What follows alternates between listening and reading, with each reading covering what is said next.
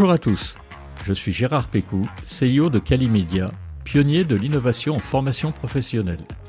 Bienvenue sur Never Stop Learning, le podcast où nous accueillons des spécialistes en andragogie, psychologie cognitive et où nous abordons les technologies de pointe qui révolutionnent la formation. Bienvenue sur votre rendez-vous avec les leaders de l'apprentissage de demain. Bonjour et bienvenue à tous nos auditeurs. Aujourd'hui, nous allons explorer comment la psychologie cognitive peut nous assister dans la formation en entreprise. Comprendre comment notre cerveau apprend permet notamment d'optimiser les méthodes d'apprentissage, de favoriser l'engagement et de maximiser la rétention des informations. Alors, comment la psychologie cognitive peut-elle nous aider à améliorer l'efficacité en digital learning ? Comment le storytelling et la pédagogie active transforment l'expérience des apprenants ?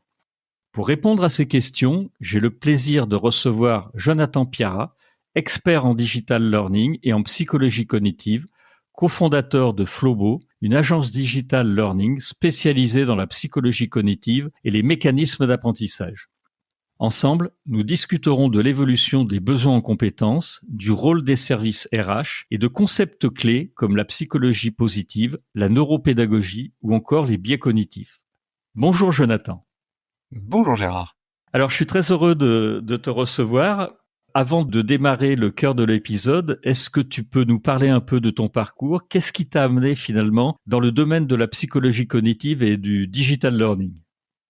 En fait, ce qui s'est passé, c'est que dans mes études en psychologie, il y avait beaucoup de domaines qui m'intéressaient, la neuropsychologie, la psychologie sociale, donc c'était des domaines absolument passionnants. Et en fait, à un moment, quand j'ai regardé les parcours et les contenus des différents masters qui m'étaient proposés, j'ai regardé celui de psychologie cognitive, donc il y a 14 ans maintenant, même un peu plus que ça, et j'ai trouvé qu'il était très en avance sur son temps parce qu'on parlait d'apprentissage, de comment l'humain apprend, et notamment au travers des nouvelles technologies. Et donc il y a 14-15 ans, je me suis dit, je pense que là, il y a vraiment quelque chose à faire, et je pressentais que c'était un point d'intérêt de manière très concrète d'amener une expertise en psychologie dans le monde réel des entreprises pour aider les gens à apprendre finalement.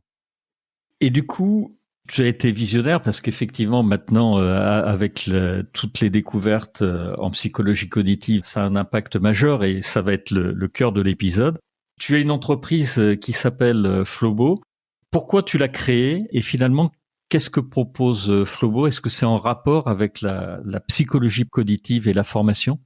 Pour mon parcours rapidement, j'ai commencé comme chef de projet Digital Learning pour le groupe Accor, dans lequel j'ai contribué largement à créer la Digital Academy pour les 18 académies dans le monde du groupe. Et après, j'ai rejoint le groupe aramisauto.com en tant que responsable du développement et de l'innovation des ressources humaines. Le schéma un peu classique, finalement, c'était de devenir DRH, mais ce qui, moi, ne me convenait pas du tout. Et donc, à un moment, je me suis posé beaucoup de questions et est venue la question de pourquoi pas créer son entreprise. Et donc, avec mon associé, on a créé Flobo, dont le nom est issu d'une des théories d'ailleurs de psychologie cognitive, qui est celle du flow, donc de la motivation intrinsèque qui fait qu'on perd cette notion du temps. On pourra y revenir. Et donc aujourd'hui, chez Flobo, ce qu'on fait, c'est qu'on va avoir vraiment un panel de A à Z sur la dimension de la pédagogie chez l'adulte. À savoir, on va avoir des missions de conseil en outils, en approche, en pédagogie auprès d'organismes de formation ou d'entreprises et de services formation d'entreprise. On va avoir tout un service de formation de formateurs. On va accompagner la montée en compétences des formateurs dans cette dynamique de blended, de création de parcours digitaux et mixtes.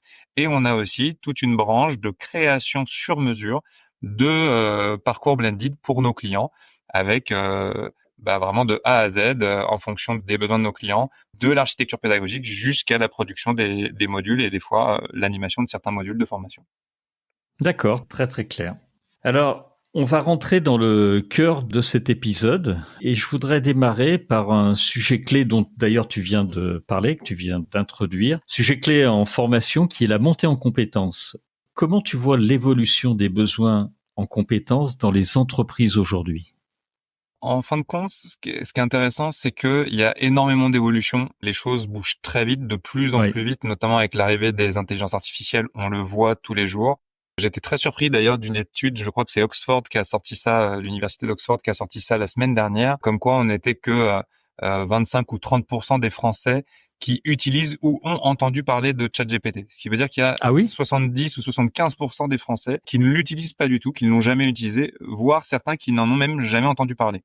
J'étais assez surpris de ce chiffre-là. Et moi aussi. Ça a été publié sur LinkedIn. Ouais, c'était assez surprenant et ça comparait plusieurs pays comme ça et on voit que finalement, je crois que c'était l'Irlande qui était un peu devant tout le monde sur ce sujet-là, mais pareil, il y a moins de 50% de gens qui utilisent et ont entendu parler de ChatGPT. Comme quoi, attention à l'effet loupe, hein, des fois des gens qui baignent Oui, dans ce milieu-là. Et clairement. malgré ça, ouais, il faut toujours faire attention à ça. Hein. Mais c'est vrai que malgré tout ça, on voit quand même les compétences qui sont de moins en moins pérennes, qui ont besoin d'évoluer de plus en plus vite, des grosses difficultés et se renforcer encore plus depuis Covid à recruter de nouvelles compétences, en tout cas de nouveaux collaborateurs. Et donc, on a un vrai sujet de compétences dans les entreprises pour, ne serait-ce que assurer le travail et la demande qui est celle d'aujourd'hui, et puis pour rester compétitif pour demain. Et donc, c'est vrai que face à ça, le monde de la formation, je pense, a une nécessité qu'il n'a pas toujours rempli comme mission, mais de s'intéresser plus à la montée en compétences qu'à la distribution de formation. Voilà, je D'accord. pense qu'aujourd'hui, il y a un vrai sujet de comment on monte en compétences, sur quoi on doit monter en compétences et pourquoi on le fait, y compris pour garantir l'employabilité de nos collaborateurs en entreprise et pas uniquement pour se faire plaisir ou répondre à une législation en vigueur. Oui, tout à fait. Selon toi, quel rôle jouent ou devraient jouer les services RH dans cette montée en compétences? Et finalement, est-ce que pour toi, ces services, ils sont au rendez-vous aujourd'hui? Pour moi, ils sont pas au rendez-vous, comme ça c'est dit. Ils sont pas au rendez-vous, mais pour plein de bonnes et de mauvaises raisons. Je crois me souvenir que la moyenne en France, c'est qu'il y a un RRH, donc un responsable des ressources humaines, pour en moyenne 250 collaborateurs. Bon, Ah quand oui. on sait qu'on a 217 jours travaillés par an en moyenne en France, on voit bien qu'il y a quelque chose qui va pas dans l'équation. Et souvent, quand vous interrogez ces fameux RRH, ils vous disent, mais en fait, moi, je recrute, je gère la paye, je gère les temps, les absences, les maladies. Quand est-ce que vous voulez que je m'occupe de la carrière et du développement de compétences des collaborateurs? Donc là, déjà, il y a un point qui peut coincer à ce niveau-là. C'est que souvent, le RH est une contrainte pour l'entreprise. J'ai besoin d'un service RH et pas une nécessité au sens stratégique et opérationnel du terme. Il y a un vrai sujet qui n'appartient pas au service RH en tant que tel, mais qui appartient bien aux directions, de Oui. bien voir le rôle que devrait jouer ce service, pour les raisons que j'ai évoquées tout à l'heure, de compétitivité, de rétention et donc de fidélisation des talents finalement. Et donc là, je pense qu'il y a un point qui est loupé finalement du côté des entreprises. Après, sur ce qu'ils devraient faire, ces services RH, pour moi, c'est vraiment passer de preneur de commande à conseiller. Et aujourd'hui, je rencontre encore trop de services RH qui sont dans cet état de prise de commande, c'est-à-dire qu'ils envoient un catalogue, ils envoient une liste de ce qui est fait dans l'entreprise, de ce qui existe, de partenariats qu'ils ont pu monter avec certaines entreprises.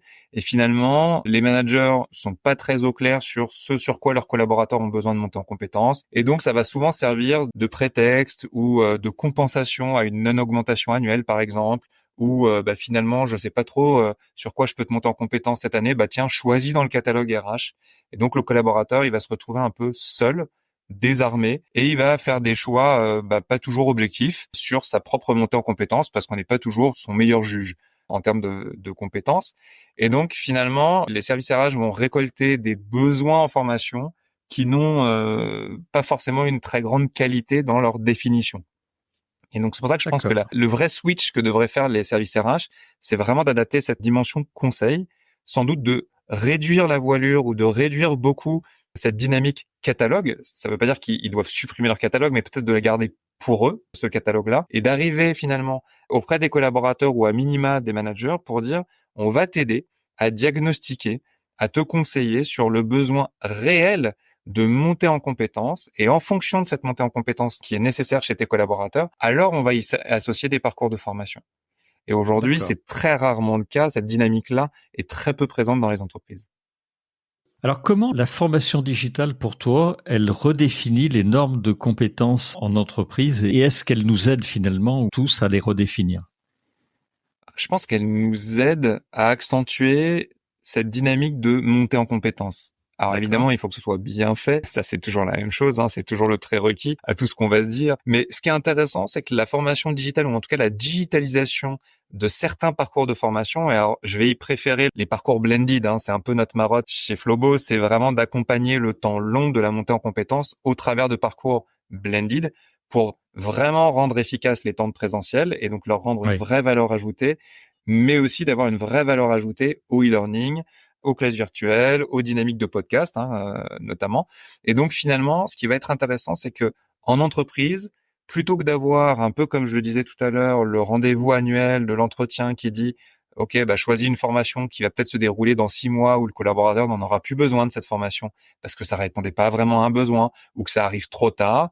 Cette digitalisation de la formation va pouvoir arriver au bon moment, ou en tout cas à un moment plus approprié pour le collaborateur. Et surtout, ça va permettre de créer des parcours beaucoup plus personnalisés pour les besoins de monter en compétence de ces collaborateurs-là. Donc ça va vraiment amener à la fois la facilité et l'accès des collaborateurs à une formation plus précise, plus pointue, plus adaptée et au bon moment.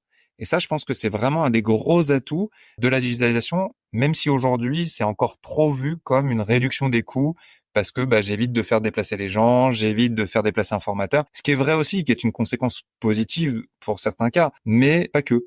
Et donc, il faut aussi utiliser le digital learning, en tout cas la digitalisation de la formation, pour ces autres avantages d'accès au bon moment et de flexibilité sur la personnalisation des parcours. Tu as parlé effectivement de parcours, de formation, de personnalisation. Est-ce que quand tu personnalises, tu le fais à la main, entre guillemets, ou est-ce que tu parles d'adaptive learning? En fait, Ou les deux. il peut y avoir les deux, mais il y a cette espèce de serpent de mer d'adaptive learning. On entend des plateformes nous dire aujourd'hui, ça y est, on fait de l'adaptive learning. On entend des prestataires dire, nous c'est bon, l'adaptive learning est là. L'IA nous dit, l'adaptive learning est là. Bon.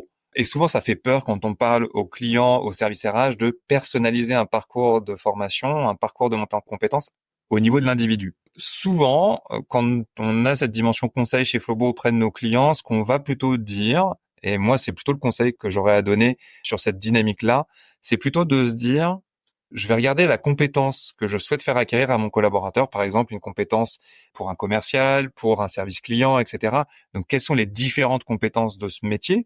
D'en prendre une et de se dire, finalement, cette compétence-là, d'essayer de la saucissonner en niveau requis pour l'entreprise. Quel est le niveau dont j'ai besoin d'un collaborateur qui est en intégration, par exemple? Ça va évidemment pas être le même niveau de compétence et d'autonomie que quelqu'un qui est là depuis 5 ans, 10 ans et avec lequel on va avoir des attentes beaucoup plus poussées. Et donc, pour moi, l'adaptive learning, ça va plutôt être de se dire, sur cette compétence-là, je vais créer un parcours complet de A à Z qui va vraiment être extrêmement progressif, qui va parcourir ces différents degrés de pertinence de la compétence, de finesse de la compétence. Et cette notion d'adaptation, d'adaptive learning, va plutôt être de se dire, je vais établir avec mon collaborateur en évaluation amont quel est son niveau par rapport à cette compétence-là. Et en fonction de son niveau, donc j'ai bien construit un seul parcours. Par contre, en fonction du niveau de mon collaborateur, je vais pouvoir le positionner sur mon parcours et lui dire, tu as déjà un niveau 1,5, voire 2. Donc, je te laisse à disposition la possibilité de voir les modules, de voir la formation de niveau plus faible que le tien. Parce que si tu as besoin de réviser, de revoir, de te rassurer, c'est à ta disposition, tu y as accès, sans problème. Par contre, pour ne pas perdre de temps et parce que je reconnais déjà ton niveau de compétence actuel, je te conseille de commencer directement par le niveau 2. Et là, à mon sens, on fait quelque chose de beaucoup plus adaptable et adapté aux collaborateurs pour une vraie montée en compétences. Et là, ça devient très intéressant d'avoir cette dynamique-là, mais c'est pas créer un parcours par personne, c'est bien créer un parcours complet sur lequel chacun va pouvoir commencer ou aller chercher les éléments qui lui manquent.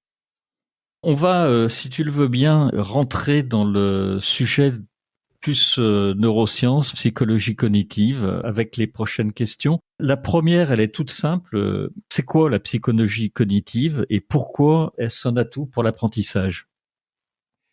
Finalement, la psychologie cognitive, c'est vraiment la compréhension de comment l'humain apprend. C'est-à-dire, quel est l'état des lieux en termes de compétences d'un individu, quelle est sa capacité à mémoriser et quelle est sa capacité à se représenter ce qu'il vient de mémoriser. Et donc, ces 3 étapes-là, quand vous êtes dans un état des lieux précis, une capacité à mémoriser et une capacité à vous représenter ce que vous avez mémorisé, alors vous pouvez apprendre. Et donc finalement, c'est ça que la psychologie cognitive nous apprend. Donc tous les processus mentaux, attentionnels, comment les émotions jouent sur notre capacité à mémoriser, etc., etc. Et donc finalement, ce qui va être intéressant, c'est que la psychologie cognitive va nous aider à construire des parcours de montée en compétences, d'acquisition de compétences pour l'être humain, avec des recherches qui sont menées depuis plus de 70 ans maintenant, qui vont vraiment nous permettre d'optimiser la transmission des éléments, donc la transmission des informations, pour en faire une réelle formation et donc faire en sorte que les individus soient en capacité d'apprendre et donc de ensuite reproduire ce qu'ils ont appris. C'est vraiment l'enjeu de la psychologie cognitive. Ça va être ce hub à la fois entre comment le cerveau fonctionne, comment les émotions jouent dans cette dynamique qui va favoriser notre apprentissage et comment je le mets en œuvre au quotidien pour favoriser mon apprentissage. D'accord. Alors justement, est-ce que tu peux nous dire finalement comment la psychologie cognitive peut nous aider à améliorer la rétention d'informations et l'engagement dans la formation digital learning ou présentielle d'ailleurs, peu importe? Finalement, il y a déjà pas mal d'éléments assez simples que je peux donner assez rapidement. Un truc tout bête, c'est ce qu'on appelle l'empamnésique. L'empamnésique, c'est notre capacité à mémoriser des éléments. Les premières études qui étaient menées dans les années 50 ont démontré que l'empamnésique moyen chez un être humain normalement constitué, il était égal à 7 plus ou moins 2 items. Donc en gros, on retenait dans une liste à court terme entre 5 et 9 éléments. C'est vrai, c'est prouvé, Jonathan. Tout à fait. Oui, ça a été prouvé. Okay. C'est George Miller qui a travaillé là-dessus. Je crois que c'est 1956, si je dis pas de bêtises. Et donc, finalement, ce qui est intéressant, c'est qu'ici, on voit bien que quand je fais des listes à la Prévert, des points clés à faire retenir à un apprenant, dès que je vais être en dehors de cet empamnésique, je ne facilite pas, je ne favorise pas la mémorisation. Et alors, bonne ou mauvaise nouvelle, en l'occurrence plutôt mauvaise nouvelle, il y a une nouvelle étude qui a été menée sur ce sujet d'empamnésique et de capacité de rétention. Alors là aussi, je crois que c'est 2012, il faudrait vérifier la date, mais en tout cas, il y a moins de 20 ans, on est sur les 10-15 dernières années, qui a plutôt tendance à démontrer qu'on est passé de 7 plus ou moins 2 items à 4 plus ou moins 2 items. Donc en gros, nous serions en capacité de retenir 2 à 6 points clés quand on nous présente une liste. Comment il s'explique que ça baisse par rapport à l'étude précédente? Eh ben justement, l'explication tient du fait qu'aujourd'hui, nous ne faisons plus marcher notre mémoire, ou beaucoup moins. Nous ne retenons plus les numéros de téléphone, nous ne retenons plus les parcours en voiture, nous n'en avions plus besoin puisque l'accès avec Internet, l'accès avec un smartphone, une tablette, un ordinateur est beaucoup plus rapide et donc va favoriser cette baisse de capacité mémorielle. Donc voilà, ça fait partie des éléments. On a cette espèce de béquille en permanence avec nous, qui est notre smartphone, qui va nous permettre d'accéder à l'information très rapidement, ce qui fait que on n'a plus besoin d'utiliser notre cerveau. Et notre cerveau est paresseux. C'est un point important. Ça, c'est une réalité, qu'il est paresseux pour moins consommer d'énergie. Et du coup, finalement, on a déporté nos systèmes de mémorisation. Exactement. Et donc ça, pour nous, quand on va créer une formation, quand on va créer un parcours de montée en compétences, c'est important d'avoir ça en tête parce que ça veut dire que à quel point je dois ou pas charger un slide PowerPoint, un écran de e-learning, un podcast. Donc ça, c'est vraiment des éléments qui vont nous permettre de réduire la voilure en termes d'apport de contenu nouveau. Et ça nous permet de dire aussi que on va pouvoir, pour s'assurer de la mémorisation des apprenants, faire des rappels et non pas de la répétition. J'y tiens parce que souvent on parle de répétition. Donc nous, on parle bien de rappels. Et les rappels, c'est quoi? C'est je reviens sur une même notion, mais différemment. Donc finalement, un contenu que j'abordais au travers d'une vidéo, je vais devoir l'aborder au travers d'un quiz, au travers d'un visuel, au travers d'un texte, au travers d'un son. Mais ça va être le même sujet abordé différemment. Également parce que, on le sait, on a appris, les études en psychologie cognitive nous l'ont démontré, on a tous différentes capacités d'apprentissage. On utilise tous nos sens. Il y a attention au neuromythe qui dirait que certains sont visuels, d'autres auditifs, d'autres kinesthésiques. Merci pour ça. Voilà, on a 5 sens en tant qu'être humain. On utilise tous nos 5 sens et encore heureux d'ailleurs. C'est juste qu'on a des prédispositions et d'ailleurs qui vont pas jouer de la même façon en fonction des sujets d'apprentissage. C'est ça qui a été démontré et pas le fait qu'on est ou visuel ou kinesthésique ou auditif, ce qui n'a aucun sens. Ça, c'est la psychologie cognitive qui a démontré tous ces éléments-là. Par exemple, vous avez encore un autre élément, je prends 1 minute de plus, 30 secondes de plus. Non, mais je t'en prie. Pour un exemple encore assez simple et qui peut nous aider quand on crée des supports, c'est ce qu'on appelle le double effet de Pevio, le double encodage de Pevio. Donc lui, il a démontré quoi? Il a démontré que quand on avait un encodage verbal, c'est-à-dire quand on apportait une information, soit par du texte, soit par du son, Eh bien, cet encodage-là, donc quand je parle d'encodage, je parle bien de rétention d'informations, de mémorisation, était renforcé quand on avait donc un double encodage par un apport visuel. Ça veut dire quoi? Ça veut dire que quand j'apporte une information, quand j'ai un visuel, une photo, une image, une vidéo qui vient appuyer ce texte-là, eh ben, ma mémorisation en sera renforcée. Et donc ça, c'est important parce que souvent, on peut voir des présentations où vous avez des visuels qui sont là pour faire joli, mais qui Ouais. n'ont pas forcément du sens par rapport au texte ou en tout cas par rapport au message qui est en train d'être passé. Et ben ça, par exemple, c'est une mauvaise pratique parce que ça va venir perturber notre cerveau. A contrario, quand l'image n'a rien à voir ou est même le contraire du message qui est en train d'être passé, si je n'insiste pas pour dire attention, ce n'est surtout pas ça, alors je vais perturber et créer une dissonance cognitive chez mes apprenants qui ne vont pas comprendre la relation entre le visuel que je leur présente et le message que je suis en train de leur passer. Très très clair, Jonathan. Et le storytelling dans tout ça, tu nous en as pas parlé, mais est-ce qu'il va apporter vraiment quelque chose? Tu nous as parlé d'émotions. On essaye souvent de parler de faire passer des émotions dans des histoires. Est-ce que ça contribue à toutes ces étapes de mémorisation? Tout à fait. Il a été démontré que les émotions ont un rôle actif dans notre acquisition de compétences, dans notre apprentissage. Et ce qui va se passer, c'est que le storytelling va jouer sur différentes dimensions. Donc, ce qui est important, c'est que souvent, les entreprises nous disent non, je veux pas de déplacement pédagogique, je veux pas qu'on raconte d'histoires incroyables parce que j'ai peur de perdre mes apprenants, j'ai peur que vous perdiez mes collaborateurs. Et en fin de compte, ce qui se passe, c'est qu'à chaque fois qu'on l'a testé, à chaque fois qu'on a mis en œuvre ce déplacement pédagogique et ce storytelling, donc globalement, d'amener les gens dans une histoire qui n'a rien à voir avec leur quotidien. Donc typiquement, là, on travaille avec une entreprise chez des commerciaux en agroalimentaire et on est en train de les emmener sur Mars. Avec, ça y est, on a colonisé Mars et donc, vous allez devoir vendre des produits alimentaires à ces différentes colonies sur Mars avec du conditionnement spécifique, etc. Et on se rend compte que amener cette surcouche de storytelling, d'aventure, d'enquête, des fois sur certains de nos clients, ça va permettre de faire appel non seulement aux émotions de nos apprenants, ça va les engager beaucoup plus fortement dans leur parcours de formation. Donc on voit les taux de suivi et de complétion des modules qui sont beaucoup plus importants que quand on ne fait pas cet exercice-là. Et en plus, ça permet cognitivement de concentrer l'attention de l'apprenant sur le vrai sujet. Parce que le problème quand vous faites une formation, notamment un module e-learning, qui veut se rapprocher du réel, c'est qu'il n'est jamais vraiment comme ce que vivent les apprenants. Ne serait-ce que prendre une photo d'un accueil d'une entreprise ou d'un accueil d'une agence, quelle qu'elle soit, le premier réflexe du collaborateur, de l'apprenant, quand vous lui dites « Voilà, bienvenue chez toi, tu es dans ton environnement de travail », la première chose que fait un apprenant, et ça, il est inconscient de le faire, c'est que son cerveau va essayer de récupérer sur l'image qui lui est montrée tous les points qui ne sont pas de son vécu à lui. Ça va être sur des sujets très très bêtes, du type « Ah bah non, moi j'ai pas une télé aussi grande que ça derrière moi à mon bureau de travail. Moi, mon écran, il est plutôt positionné à gauche, pas à droite. » Et finalement, toute cette énergie du cerveau qui est passée à détecter un peu le jeu des 7 erreurs, c'est autant d'énergie qui n'est pas passée à se concentrer sur le fond du message. Et donc D'accord. là, l'apprenant, il va se dire, on est en train de me dire qu'on est chez moi, mais en fait, on n'est pas chez moi parce que c'est différent. Sauf qu'en fait, D'accord. d'un point de vue de formation, on s'en fiche. Mais on est en train de perdre du temps et de l'énergie du cerveau de l'apprenant. C'était une question que j'allais te poser en complément et tu y as merveilleusement bien répondu. Merci. J'ai d'autres questions. C'est comment la psychologie et la pédagogie, finalement, elles vont se combiner pour améliorer l'apprentissage?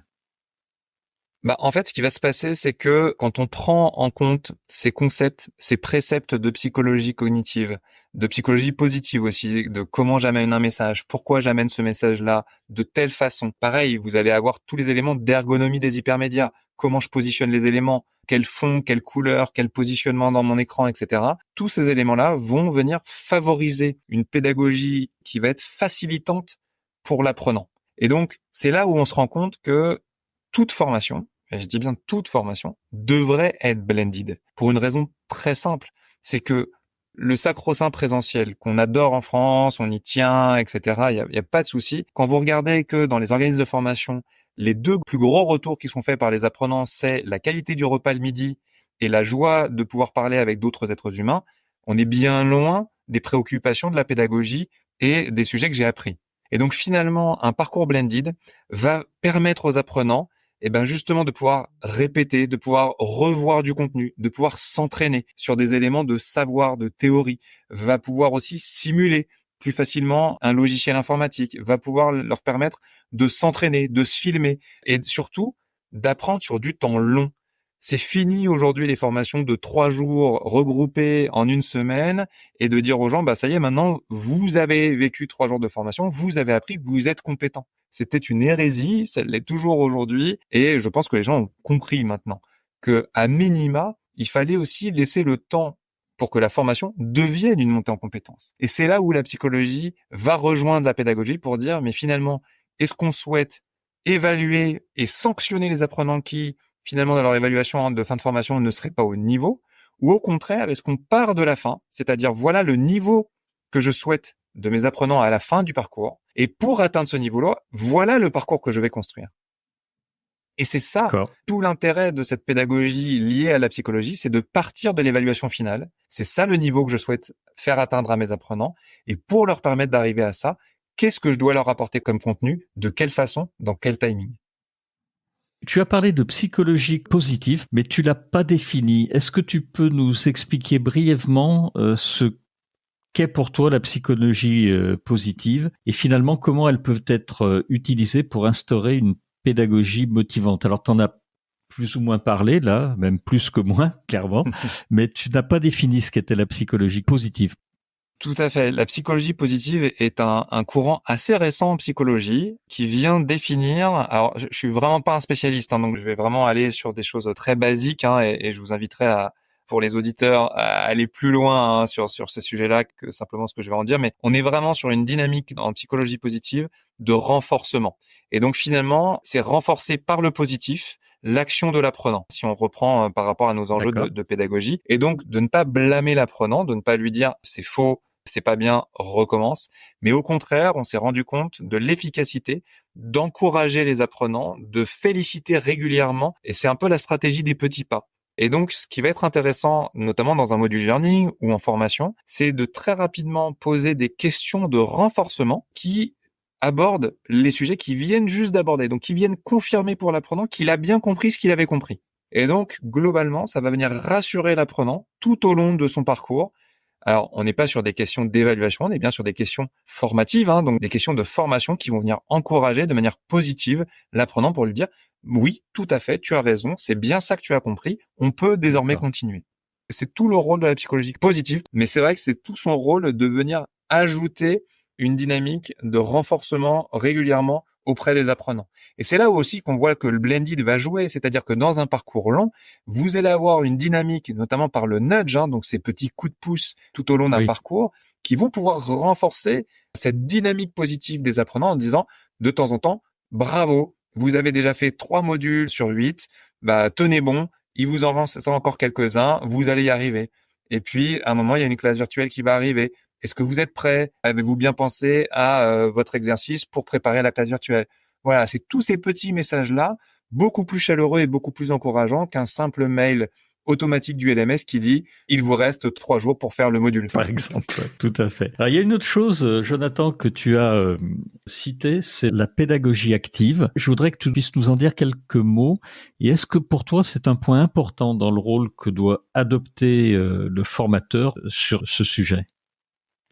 Finalement, ce qui est intéressant avec cette dynamique de pédagogie active, c'est que, alors ça va aller à l'encontre des fois de beaucoup de ce que fait l'éducation nationale, notamment en études supérieures, c'est, comme son nom l'indique, de rendre actif l'apprenant. Et ça, c'est un point qui est absolument essentiel. À partir du moment où l'apprenant est acteur de son apprentissage, on s'est rendu compte, on a pu mesurer que l'efficacité était bien plus importante dans l'acquisition de la compétence quand j'étais actif que quand j'étais passif. Et donc ça va venir contredire une dynamique très très forte depuis ces dernières années qui est de baser beaucoup d'éléments de pédagogie sur de la vidéo. Et finalement, le format vidéo, quand il dépasse la minute et demie, 2 minutes, et quand il n'est pas appuyé d'interaction, on va rendre l'apprenant passif, d'autant plus en e-learning où on va être sursollicité par les notifications de son smartphone, par un mail qui tombe, etc. Et donc, le format passif de la vidéo ne va pas du tout accompagner, aider un apprentissage efficace. Ça ne veut pas dire qu'on ne peut pas apprendre en regardant une vidéo, c'est pas ce que je suis en train de dire. Je dis juste qu'on ne va pas aider l'activation, en tout cas la mise en action de notre apprenant. Donc, ce qui est important, c'est toujours de se dire à quel moment, à quel point je peux permettre à mon apprenant d'interagir, d'être acteur de sa formation, même si c'est juste pour cliquer sur un point d'attention et de découvrir ce qui se cache derrière ce point-là, des cartes à retourner, etc. Mais en tout cas, c'est de le rendre acteur. Alors évidemment, aujourd'hui, vous avez tous les préceptes de classe inversée, il y a même classe Oui. retournée, toutes ces dynamiques-là qui justement sont là pour rendre l'apprenant acteur de sa formation. Un autre point qu'on oublie trop souvent, c'est de faire travailler l'apprenant entre les différentes sessions de formation. Et donc c'est pour ça que ce qui est important, c'est toujours de penser monter en compétence au-delà de la formation. Et quand on pense monter en compétence, on va penser temps long et on va penser aussi les moments d'intercession comme des moments où l'apprenant va pouvoir être acteur et finalement tester des choses sur le terrain, revenir avec son expérience, nous faire des retours d'expérience en session de groupe. Et donc, c'est là où on va avoir une vraie richesse dans les discussions entre les apprenants qui finalement va transformer le formateur en facilitateur. Et le formateur ne sera plus et ne devrait plus être vu comme l'expert qui apporte le contenu et qui apporte la bonne parole, mais plutôt quelqu'un qui vient solliciter, faciliter, accompagner la bonne montée en compétences de manière juste et adaptée au niveau de ses apprenants. D'accord, très très clair. Merci Jonathan. Sur ton site internet, il y a beaucoup d'informations et je conseille d'ailleurs à nos auditeurs d'y faire un tour, d'aller voir sur le site de Flobo les webinaires, les blogs, les articles que tu as fait. C'est très très riche et ton métier t'oblige finalement à t'y intéresser. Je voudrais qu'on parle des biais cognitifs. Alors très rapidement, on va faire que l'effleurer ce sujet parce que Ah oui, tu vas nous dire, on pourrait y passer les heures suivantes. Quels sont, selon toi, les biais cognitifs courants dans l'apprentissage? Comment on peut les surmonter? Est-ce que tu peux nous en citer un ou deux? Parce que je ne sais plus combien il y en a, mais c'est énorme en termes de biais cognitifs dans notre cerveau. On estime qu'il y en a à peu près 250 biais C'est ça, par personne. Donc c'est on ça. est tous on est tous biaisés en permanence par environ 250 biais. Alors, vous avez des catégories D'accord. qui sont faites, vous pouvez les répartir un peu différemment, etc. Mais alors déjà, c'est quoi un biais cognitif? C'est un raccourci Oui, mental. Donc on l'a dit tout à l'heure, notre cerveau il est paresseux. Et donc si je peux gagner de l'énergie, si je peux gagner du temps, je vais le faire. Et donc on va prendre des raccourcis et on va prendre des facilités. Et donc une des facilités les plus courantes, c'est notamment le biais de confirmation. C'est je pense ça de tel type de population, notamment. On peut rencontrer ça en formation. Ah bah non, moi mes ouvriers jamais ils seront capables d'utiliser un ordinateur. D'ailleurs, j'en ai vu un l'autre jour, je lui ai demandé de le faire, mais il n'a pas réussi. Et ben ce biais-là que peuvent avoir certains responsables RH, que peuvent avoir certains managers, c'est un biais de confirmation. Parce que j'en ai un qui va confirmer mon a priori, je considère que toute sa population parente, sa population équivalente, donc tous mes collaborateurs qui font le même métier que lui, n'ont aucune capacité à utiliser un ordinateur. Bon, quand j'étais chez Accor, on m'avait dit ça des femmes de chambre. Sauf qu'à l'époque, donc c'était il y a 12 ans, moi, toutes les femmes de chambre que je croisais, elles avaient déjà un iPhone.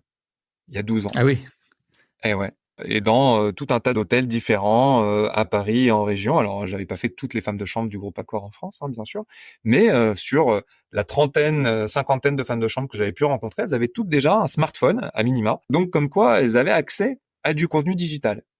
Et donc, finalement, ce qui est intéressant, c'est que les biais les plus courants qu'on va rencontrer, souvent, sont chez les responsables RH ou les managers concernant leur population à former. Donc ça, c'est déjà un premier biais qu'on va rencontrer très régulièrement. Et ensuite, d'un point de vue de la formation, un des biais qu'on va rencontrer, c'est le biais de jugement, et notamment un de ceux que je préfère, moi, c'est l'effet Dunning-Kruger. Donc c'est le fameux pic d'idiotie qui considère que à partir du moment où j'ai appris quelque chose, je me considère comme étant super comme expert. un expert, ouais. Exactement. Et ça, on l'a vu très très fortement, notamment pendant toute la période Covid, la Ouais, première c'est vrai. période Covid, où dès que quelqu'un entendait un scientifique, dès que quelqu'un considérait avoir lu un article, il se considérait comme potentiel super conseiller sur comment fallait faire pour éviter le Covid. Et donc, ça a créé tout un tas, notamment, de groupes complotistes sur le sujet. Et c'est comme ça que naissent les complotistes d'ailleurs. Et tous les complotismes, c'est beaucoup lié à leur biais cognitif.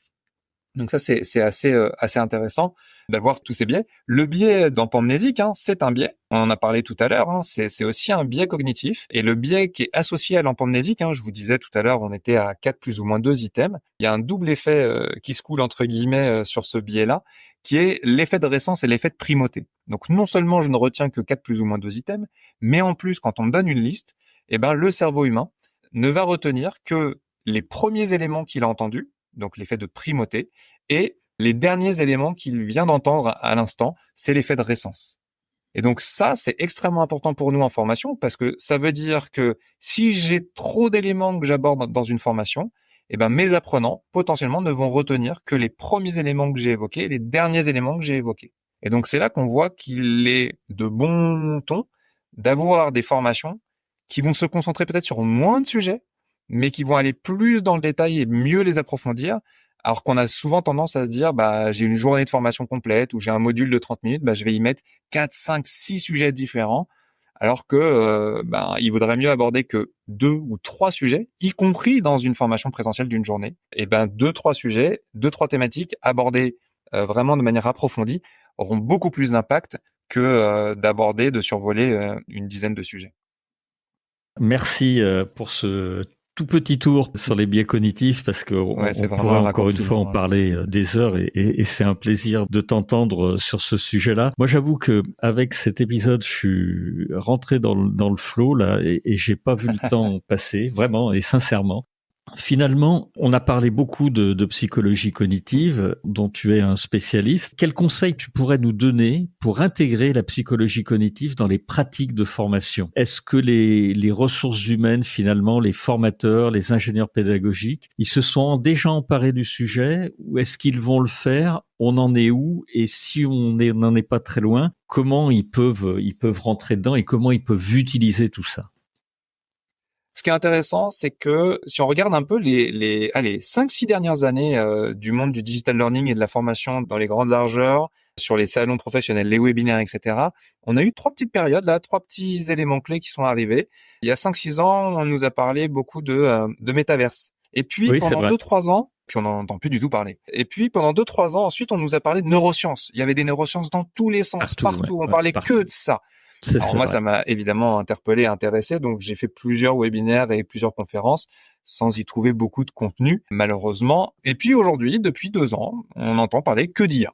Voilà. C'est vrai. C'est l'intelligence artificielle. Et donc, il y a un effet de mode comme ça, chaque mode chasse la précédente. Donc, finalement, ce qui est intéressant sur la dynamique de psychologie cognitive, c'est que il y a énormément de livres qui sont sortis sur le sujet, de grande qualité, vraiment sur des fondamentaux, notamment de comment intégrer la psychologie cognitive ou les neurosciences en formation dans le digital learning. Vous avez beaucoup de bouquins qui sont sortis là-dessus.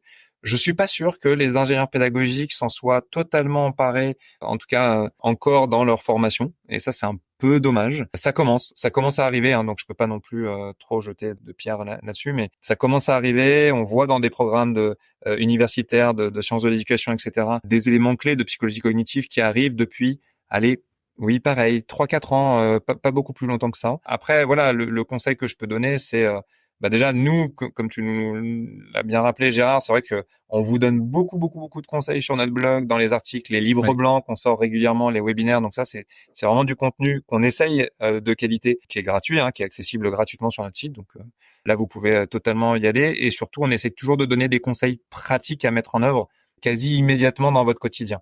Donc ça, vraiment, allez-y, profitez-en. Il y a quelques entreprises qui se sont emparées de ce sujet-là, des neurosciences et de psychologie cognitive, mais pas beaucoup. Donc voilà, c'est encore en devenir, je pense, et il y a encore un bel avenir pour la psychologie cognitive en pédagogie pour les années qui viennent. On arrive à la fin de cet épisode, Jonathan. Je voulais remercier les auditeurs d'avoir pris le temps d'écouter ce podcast. Moi, je me suis régalé, vraiment. Et puis, je voulais te remercier, toi, Jonathan, pour tout ce que tu as abordé. C'est un épisode, en fait, qui fait le lien, et ça, c'est très important, avec pas mal d'autres épisodes. Et tu fais un lien très, très sympa entre tous ces épisodes et de manière super claire. Donc, vraiment, Jonathan, merci pour ça. Merci pour ton invitation et puis j'espère que voilà, ça a été plaisant et clair pour nos auditeurs également. Mais en tout cas voilà, n'hésitez pas et c'est avec un grand plaisir que je participe à ce genre d'événement parce que c'est toujours un plaisir pour moi en tout cas. Merci beaucoup, Jonathan. Merci à toi.